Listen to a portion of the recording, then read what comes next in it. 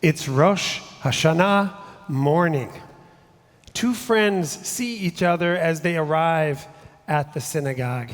Their names, Danny and Steve. As they walk down the aisle to their section, Steve pats Danny on the back and says, "Danny, good yontif. How are things?" And Danny responds, in a word, good, and in two words, not good. For many of us throughout this past year, myself included, we can relate to Danny. In a word, things are good. We may enjoy the support of family, the fortune of good health, a nice place to live, income, the chance to travel and enjoy good food. All blessings for which we feel grateful. Things are truly good. And yet, for many of us, things are not good. We may be facing the reality that we or someone we love is struggling with illness or addiction or some other life challenge, be it adolescence, finding a career that fits, an apartment that's affordable. We may be troubled by the news of our day.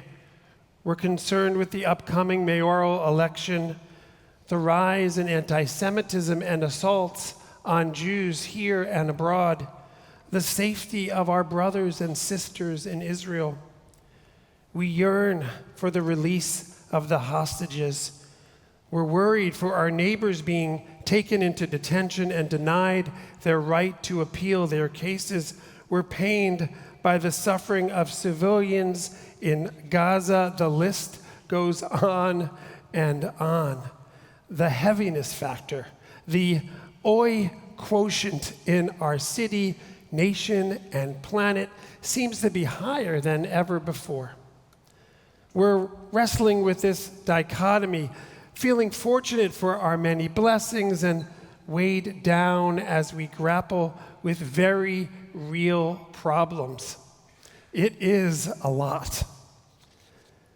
This morning, as we enter into Rosh HaShanah, the dawn of a new Jewish year, with both blessing and much difficulty, I wish I could share some easy solution for the tumult in our life, some Jewish instant remedy, a Hebrew incantation, perhaps, a secret Angela Warnick Bookdal matzo ball soup recipe that with just one slurp would make things better.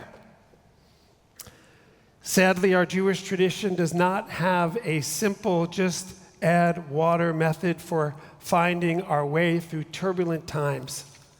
Although I do hear Rabbi Bookdal's soup is exceptional, and if you ask her for the recipe, it will be yours.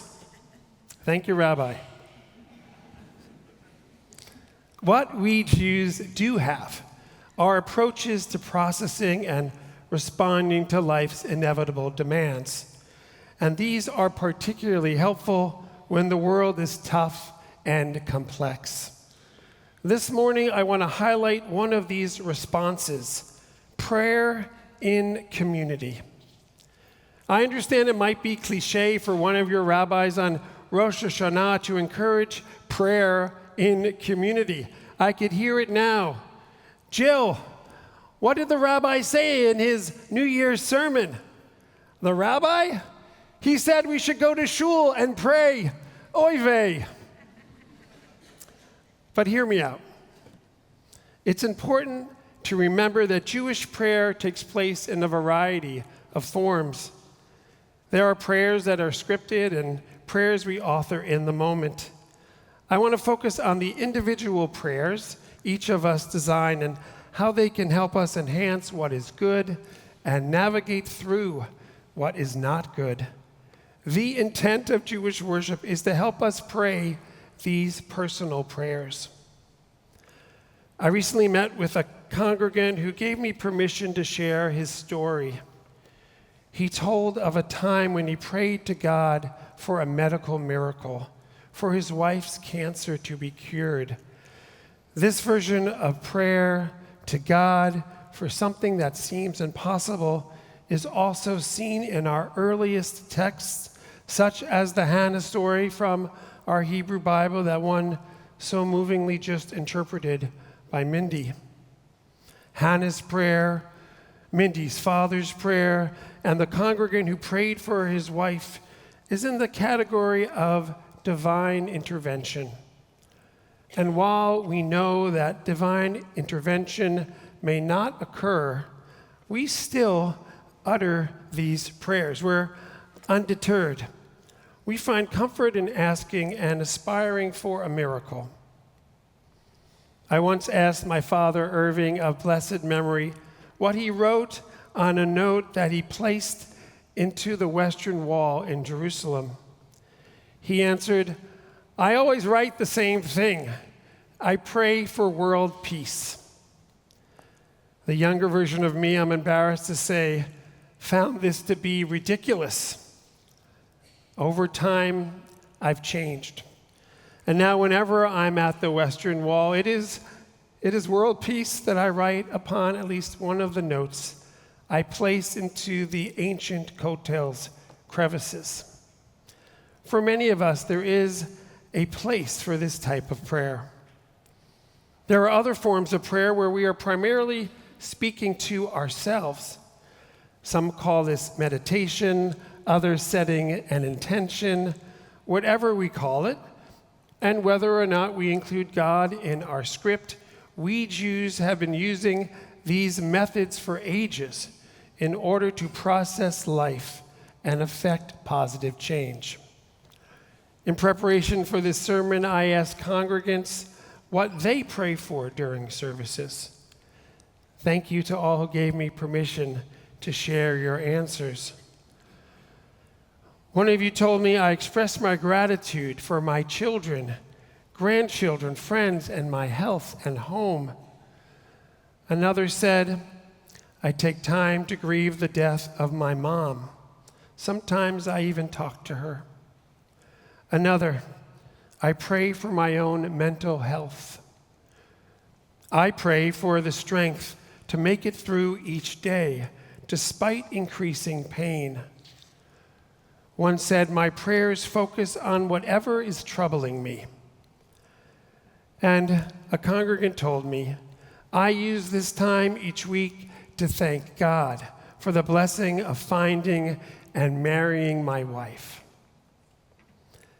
It turns out we Jews have been asking each other for centuries, respectfully, what are you silently praying for? 1,700 years ago, one man's personal prayer was so moving to the rabbis of the Talmud that it was eventually codified. It's still in our prayer book, known by its first words in Hebrew, Elohai Nitzor. This prayer has stood the test of time because it serves as a guide. If you don't know how to start your own prayer, consider using this one, which reads, "My God, guard my speech from evil and my lips from deception. Before those who slander me, I will hold my tongue. I will practice humility. Open my heart to your Torah, that I may pursue your mitzvot." At its essence, this prayer implores us first to use our own power for good. Second, and this is hard for me, to avoid being consumed by the negativity and ordeals surrounding us. And finally, to keep our hearts open, especially to the love, kindness, and empathy that are central to Judaism. Any and all of these worthy options for contemplation in our own private prayers. Rabbi Abraham Joshua Heschel taught, prayer may not bring water to parched fields or mend a broken bridge or rebuild a ruined city, but prayer can water an arid soul, mend a broken heart, and rebuild a weakened will. Rosh HaShanah provides us time to reflect and craft our own personal prayers. As we do, let us be gentle with ourselves and give each other permission to explore, to fumble, to practice meditating and setting intentions, and to use prayer to best access the power of the good in our lives and traverse through the not good. This New Year's morning, I also want to highlight an essential aspect of Jewish prayer, a key ingredient to our secret sauce. We pray together. While some Jewish prayer can take place in isolation, Jewish tradition has done all it can to require us to be together for prayer, and we take this seriously. Look at all of us here this morning. Some of us have experienced this dynamic face-to-face, approached by a desperate fellow Jew asking us to make a prayer minyan. Traditionally, some prayers, such as Baruch Hu and Mourner's Kaddish, can only be said when there is a minyan present. I want to be clear that all of us joining this service through our live streaming and JBS are also in this sanctuary alongside all of us sitting in the pews.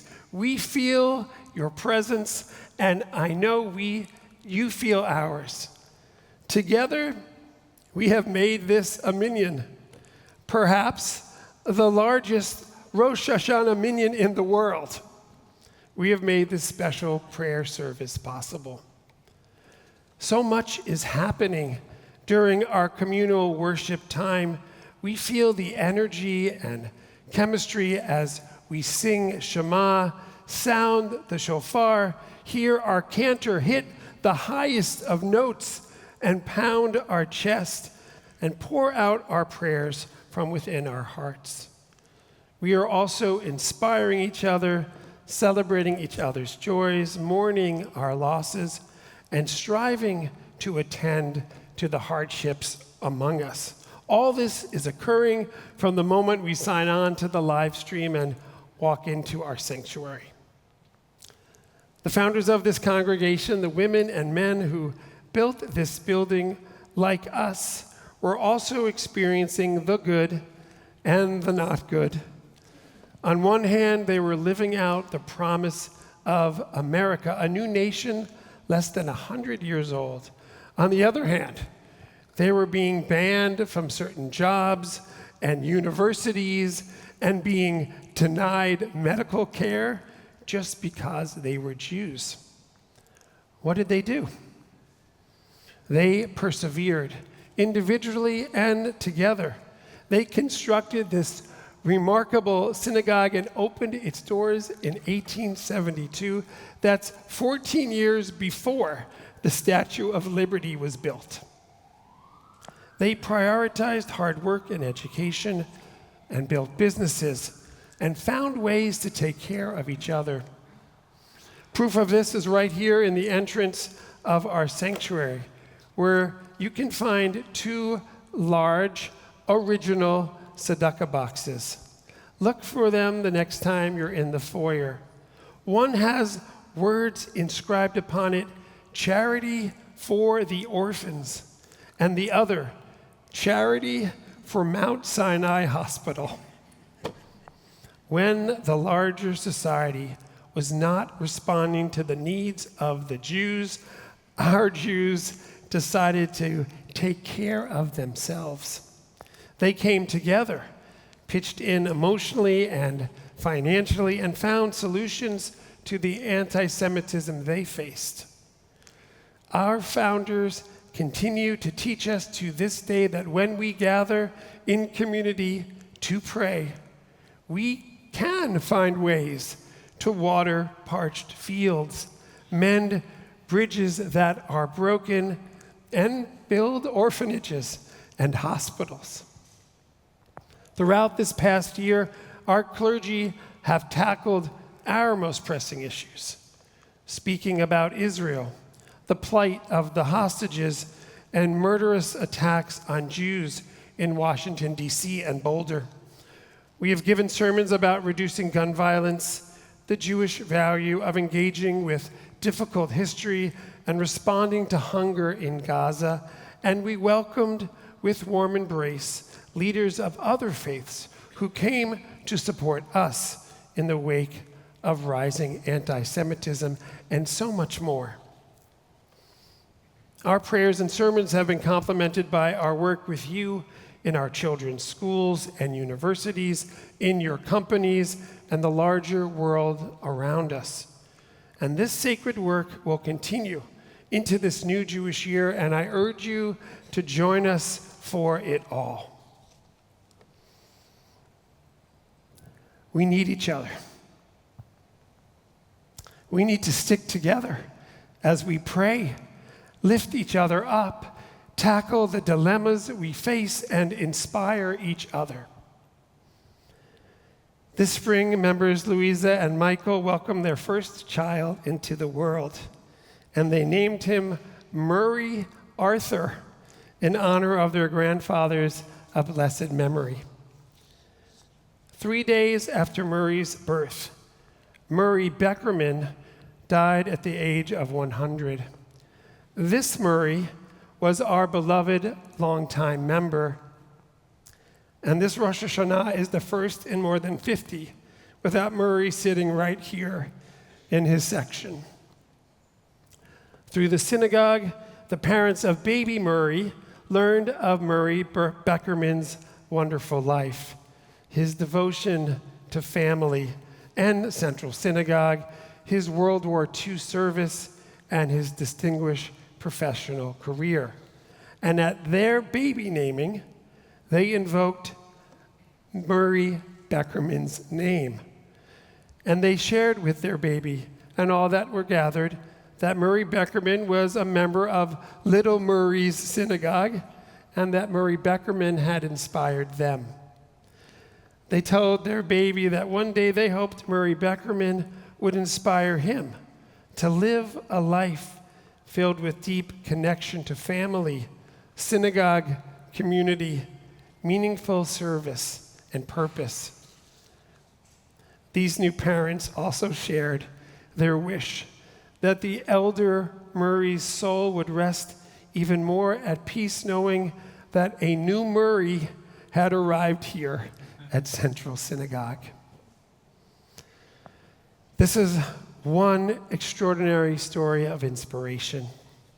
And every day, this community is supporting each other, sometimes publicly and often in quiet, tender moments. That this is occurring in the context of our communal prayers on Shabbat and holy days is not a coincidence. It is, in fact, a fundamental way we Jews have remained strong. I know those in our pews today are well aware of this, as some of you are sitting in the same sections that generations of your family have sat. All along the way, you have felt as new family members have arrived and taken their place in the Jewish community. And you have also felt pride and been stirred, as have all of us, by the youth co-leading our services, like we saw today, chanting the Torah with such ruach and poise. We take strength and inspiration from each other, a core attribute of Jewish life that has always been important during both happy and difficult times. A new year has begun. As we go forward, let us stick together, pray together, and celebrate as well as face our challenges together.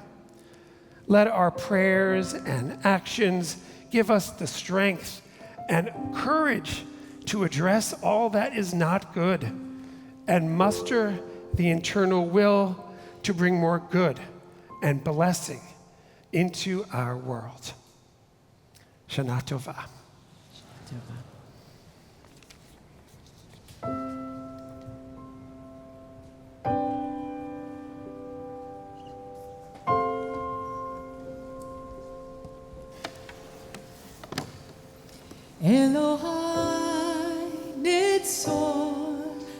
לשוני מרע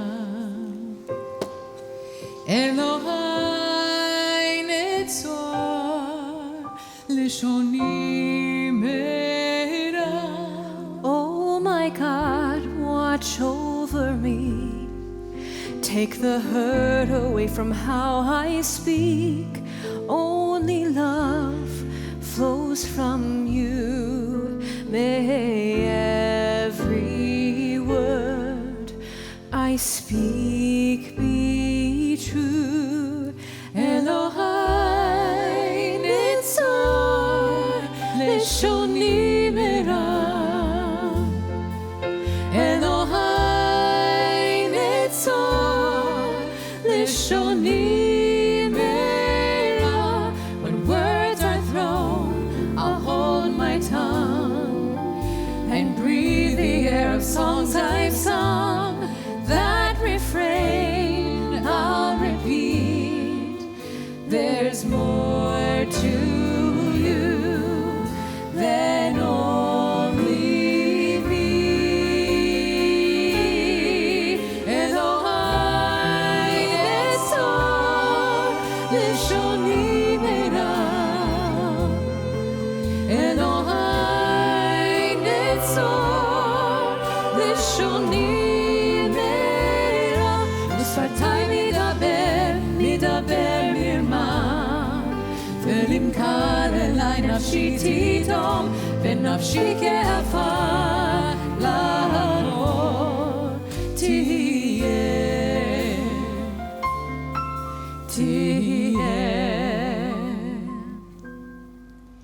אלוהי נצור לשוני מרע